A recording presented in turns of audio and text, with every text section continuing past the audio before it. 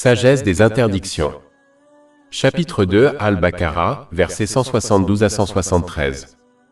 Ô vous qui croyez, mangez des bonnes choses que nous vous avons attribuées, et soyez reconnaissants à Allah si c'est lui que vous adorez. Il ne vous a interdit que la bête morte, le sang, la chair de porc et ce qui est consacré à un autre. Qu'Allah. Et quiconque est contraint, sans le vouloir ni le dépasser, n'encourt aucun péché. Car Allah est pardonneur et miséricordieux. Lorsqu'Allah, le Très-Haut, appelle les croyants dans le Saint-Coran, son appel est souvent lié à la concrétisation de leur déclaration verbale de foi. En effet, une déclaration verbale de foi sans acte n'a que très peu de valeur en islam. Les actes sont la preuve et l'évidence que l'on doit obtenir pour obtenir la récompense et la miséricorde dans les deux mondes. Chapitre 2 Al-Baqarah, verset 172. Ô vous qui croyez, mangez des bonnes choses que nous vous avons attribuées, et soyez reconnaissants à Allah. Dans la section précédente, Allah, le Très-Haut, invite toute l'humanité à son obéissance sous la forme de l'obtention et de l'usage de ce qui est licite et pur. Chapitre 2 Al-Baqarah, verset 168. Ô homme, mangez de tout ce qui est licite et bon sur terre. Les principaux versets que nous avons étudiés montrent clairement que seuls les hommes qui croient vraiment en Allah, le Très-Haut, sont déterminés à obtenir et à utiliser ce qui est licite et bon.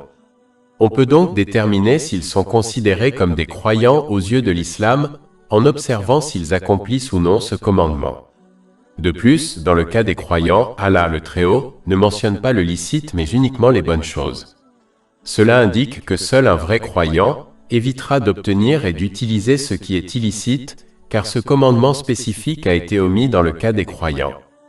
Ainsi, si une personne qui prétend être musulmane obtient et utilise ce qui est illicite, c'est un signe clair qu'elle n'est pas considérée comme un vrai croyant aux yeux de l'islam. En effet, le fondement extérieur de l'islam est l'obtention et l'utilisation de ce qui est licite. Si ce fondement extérieur est corrompu, alors toutes les choses qu'une personne fait seront corrompues. L'omission du mot licite et le maintien du mot bonne indiquent également que les seules choses réellement bonnes et pures dans ce monde sont celles qu'Allah, l'exalté, a décrétées comme licites pour les gens. Chapitre 7 Al-Araf, verset 157. Et leur rend licite le bien et leur interdit le mal. Allah, le Très-Haut, a créé l'univers et tout ce qu'il contient. Il est le seul à savoir ce qui est bon pour l'homme et ce qui est mauvais pour lui, même si cela ne lui est pas évident. Par exemple, de nombreux effets négatifs de l'alcool sur le corps et l'esprit humain ont été récemment découverts grâce à des recherches scientifiques, même si Allah, le Très-Haut, l'a interdit il y a plus de 1400 ans. Chapitre 2 Al-Baqarah, verset 172. Ô vous qui croyez, mangez des bonnes choses, c'est-à-dire licites. Le musulman doit également s'efforcer de gagner et de consommer ce qui est pur et saint. C'est pourquoi le saint prophète Muhammad, que la paix et les bénédictions soient sur lui, a conseillé dans un hadith retrouvé dans Jami at-Tirmidhi, numéro 2380, de consacrer un tiers de son estomac à la nourriture, un tiers à la boisson et le tiers restant à l'air. Le meilleur moyen d'y parvenir est de s'arrêter de manger et de boire avant d'être rassasié, et si l'on est invité à un autre repas, de le prendre sans alerter les autres qu'on a déjà mangé auparavant. Comme la suralimentation et l'alimentation malsaine conduisent à d'innombrables problèmes mentaux et physiques, celui qui obtient un régime alimentaire équilibré et sain, comme le prescrit l'islam, fera de grands pas vers un état d'esprit et de corps équilibré, ce qui à son tour conduit à la paix de l'esprit.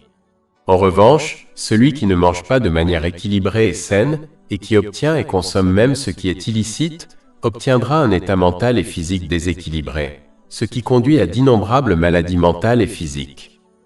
Chapitre 2 Al-Baqarah, verset 172. Ô vous qui croyez, mangez des bonnes choses, c'est-à-dire licites.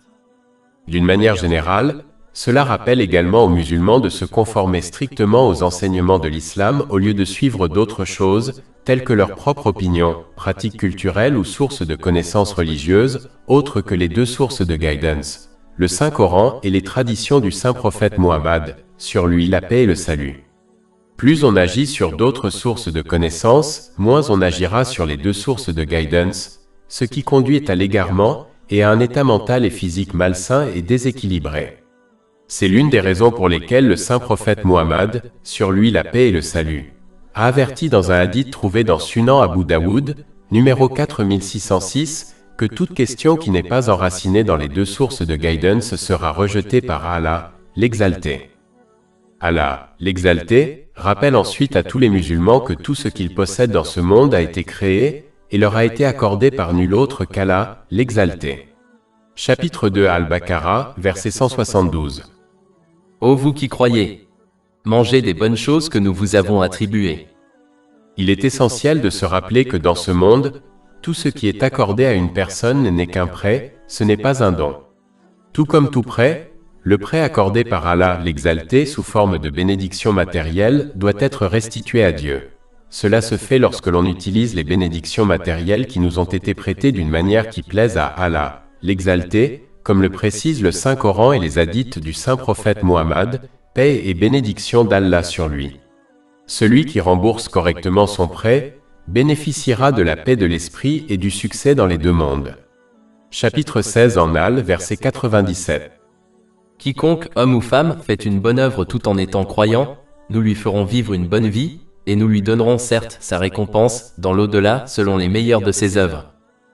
Alors que celui qui ne rembourse pas son prêt à Allah, l'Exalté, sera confronté à une pénalité, tout comme les gens qui ne remboursent pas leurs prêts mondains sont confrontés à une pénalité. Les bénédictions même qu'ils possèdent deviendront une source de stress, de misère et de problèmes pour eux dans les deux mondes, même s'ils connaissent des moments de plaisir et de divertissement, car ils ne peuvent échapper au contrôle d'Allah, l'Exalté. Et la punition de l'au-delà est encore plus amère. Chapitre 9 At-Taba, verset 82. Qu'ils rient donc un peu et pleurent ensuite beaucoup, en récompense de ce qu'ils ont gagné. Chapitre 20a, versets 124 à 126. Et quiconque se détourne de mon rappel, certes, aura une vie pénible. Et au jour de la résurrection, nous le rassemblerons aveugle. Il dira, Seigneur, pourquoi m'as-tu ressuscité aveugle, alors que je voyais? Allah dira, ainsi vous sont venus nos signes et vous les avez oubliés. C'est ainsi que vous serez aujourd'hui oubliés. En revanche, les bienfaits accordés aux musulmans au paradis sont un don. Chapitre 7 Al-Araf, verset 43. Et on les appellera, ceci est le paradis, que vous avez reçu en héritage pour ce que vous avez fait. C'est pourquoi une personne au paradis sera libre d'utiliser les bénédictions qui lui ont été accordées comme elle l'entend. Il est donc essentiel de comprendre la différence entre le prêt accordé à quelqu'un dans ce monde et le don au paradis, afin que chacun se comporte correctement dans ce monde en remboursant le prêt à Allah, l'Exalté, en utilisant les bénédictions qui lui ont été prêtées d'une manière qui lui est agréable, comme le souligne le Saint-Coran et les hadiths du Saint-Prophète Muhammad, paix et bénédiction d'Allah sur lui. Celui qui agit de cette manière a fait preuve de gratitude envers Allah, l'Exalté. Chapitre 2 Al-Baqarah, verset 172. Ô vous qui croyez! Mangez des bonnes choses que nous vous avons attribuées, et soyez reconnaissants à Allah. En outre, la gratitude implique de corriger son intention afin d'agir uniquement pour plaire à Allah, l'Exalté. Un signe de cela est qu'une personne ne désire ni n'espère aucune compensation ou gratitude de la part des personnes qu'elle aide. La gratitude avec la langue consiste à dire ce qui est bien ou à rester silencieux.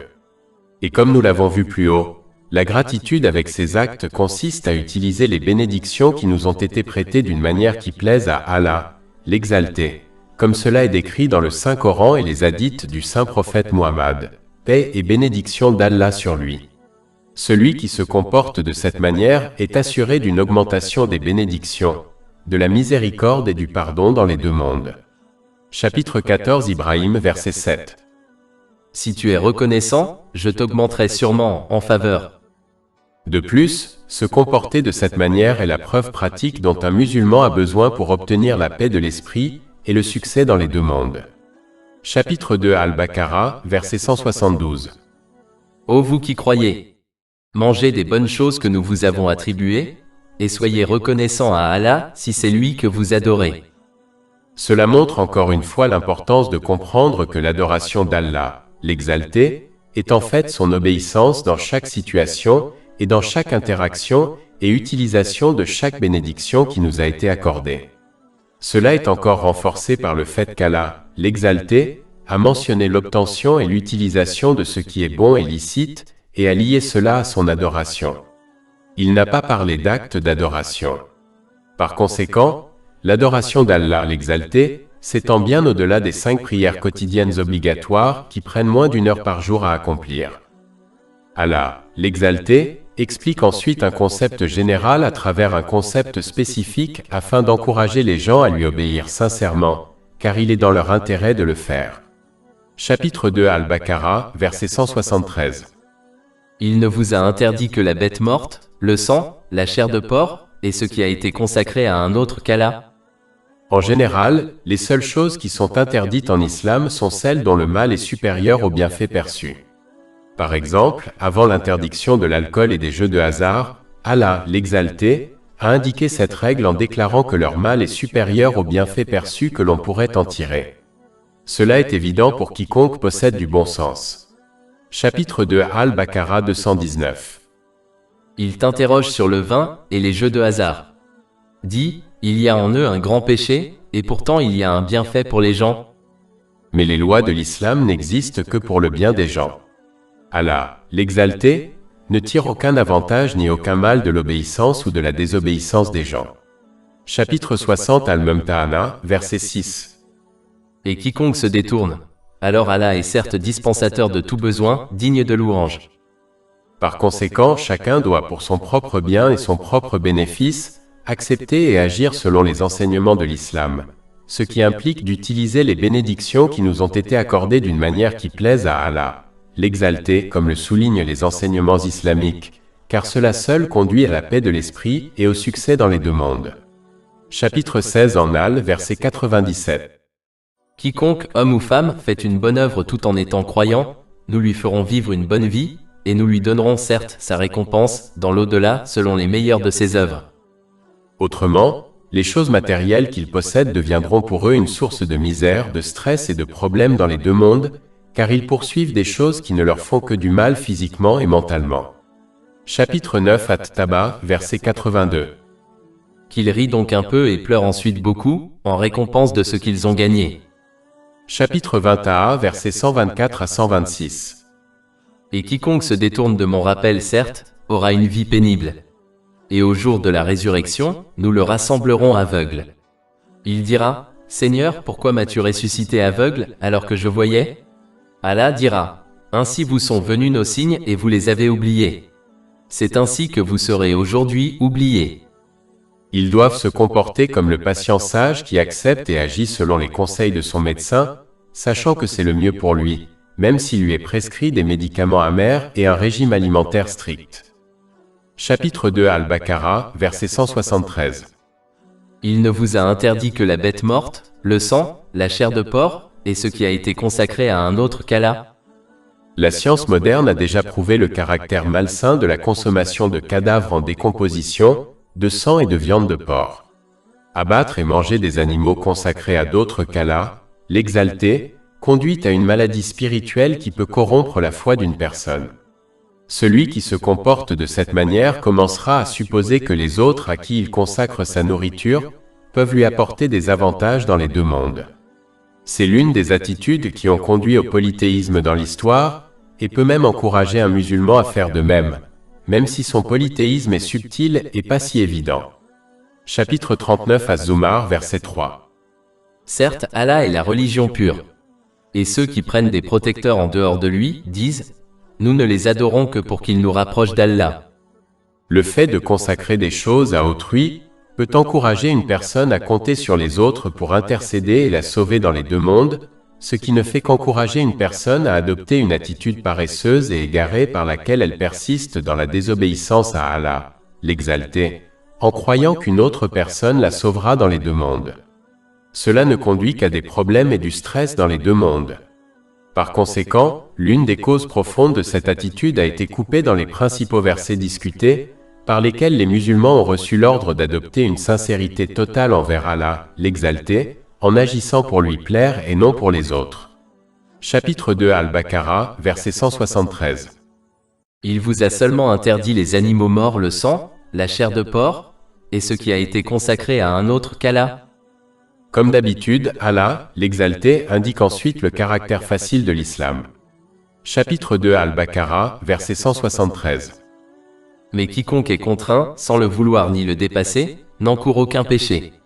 Car Allah est pardonneur et miséricordieux. Celui qui est contraint de faire quelque chose d'illicite en raison de circonstances extrêmes sera excusé par Allah, l'Exalté, car il n'impose pas à une personne une charge au-delà de ses capacités. Chapitre 2 Al-Baqarah, verset 286. Allah ne charge une âme que selon ses capacités? Le saint prophète Muhammad, paix et bénédiction d'Allah sur lui, a confirmé dans un hadith trouvé dans Sunan Ibn Majah, numéro 2043, que quiconque commet un péché par oubli ou par contrainte sera pardonné par Allah l'Exalté. Cela montre aussi que tout le monde a la capacité d'adhérer aux commandements et aux interdictions de l'islam dans des circonstances normales. Par conséquent, un musulman ne doit jamais se tromper en commettant des péchés en prétendant qu'il ne peut pas se contrôler, car cette excuse ne sera jamais acceptée par Allah, l'Exalté, et mène donc à la destruction dans les deux mondes. Un musulman doit s'efforcer d'adhérer à l'obéissance sincère à Allah, l'Exalté, en utilisant les bénédictions qui lui ont été accordées de manière à plaire à Allah, l'Exalté, comme le précisent les enseignements islamiques, et en sachant que cela est à sa portée. C'est la personne qui obtiendra le pardon et la miséricorde d'Allah, l'Exalté, dans les deux mondes, même s'il lui arrive de commettre des péchés en cours de route dans des moments d'inattention, car elle adhérera à un repentir sincère. Le repentir sincère implique de se sentir coupable, de demander pardon à Allah, l'Exalté, et à quiconque a été lésé, tant que cela n'entraîne pas de nouveaux problèmes. Il faut promettre sincèrement de ne plus commettre le même péché ou un péché similaire, et de réparer tout droit qui a été violé à l'égard d'Allah, l'Exalté, et des gens. Chapitre 2 Al-Baqarah, verset 173. En vérité, Allah est pardonneur et miséricordieux.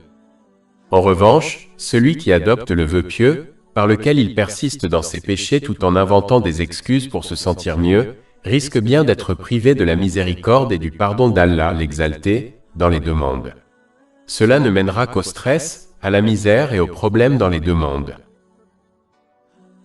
Plus de 400 livres électroniques, livres audio, infographies, podcasts et blogs gratuits disponibles sur notre site web www.chekpod.com.